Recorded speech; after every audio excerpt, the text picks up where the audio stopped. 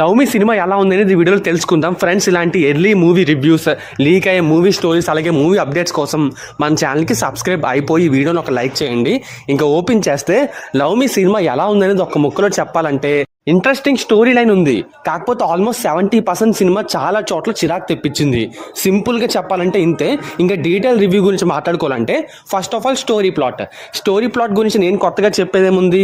ఒక దెయ్యాన్ని hero love చేస్తాడు. అసలు ఆ దెయ్యం ఎవరు, తన వెనకాల కథ ఏంటి, అసలు హీరో దెయ్యాన్ని లవ్ చేసిన తర్వాత ఏం జరిగింది అనేది సినిమా చూసి తెలుసుకోవాలి. ఇంకా సినిమా ఎలా ఉందని నేను మాట్లాడుకోవాలంటే ఈ సినిమా స్టోరీ లైన్ కొంచెం వింతగా వెరైటీగా ఉంటుంది అనమాట. అసలు ఇదేం స్టోరీ లైన్ రా బాబు, నాన్ సెన్స్ అనిపిస్తే ఈ సినిమాకు మీకు చిరాకు తెప్పించేస్తుంది. కానీ కొంచెం ఇంట్రెస్టింగ్గా ఉంది అనిపిస్తే పర్లేదు, సినిమాతో మీరు కంటిన్యూ అవ్వచ్చు. సీట్లో అంత ఎంతో కూర్చోగలుగుతారు. నాకైతే కొంచెం ఇంట్రెస్టింగ్ అనిపించింది. సో నేనైతే కూర్చొని సినిమా మొత్తం చూడగలిగాను. ఇంకా సినిమా బాగుందా అంటే సినిమా ఫస్ట్ హాఫ్ అలాగే సెకండ్ హాఫ్లో కొన్ని చోట్ల సస్పెన్స్ బాగుంది, అలాగే కొన్ని సీన్స్ బాగున్నాయి. ఇంకా మిగిలిన సినిమా అంతా కూడా డొల్లబయ్యా చెప్తున్నా కదా. మ్యూజిక్ అయితే పాటలు అసలు నిజంగా చాలా దారుణంగా ఉన్నాయి. కీరవాణి గారి మ్యూజిక్ అన్న పేరే కానీ ఒక్క సాంగ్ కూడా ఆయన ట్రేడ్ మార్క్ అయితే లేదనమాట. బీజిఎం వరకు చూసుకుంటే కీరవాణి గారు బాగానే ఇచ్చారు. ఇంకా సినిమాటోగ్రఫీ పిసి శ్రీరామ్ గారు.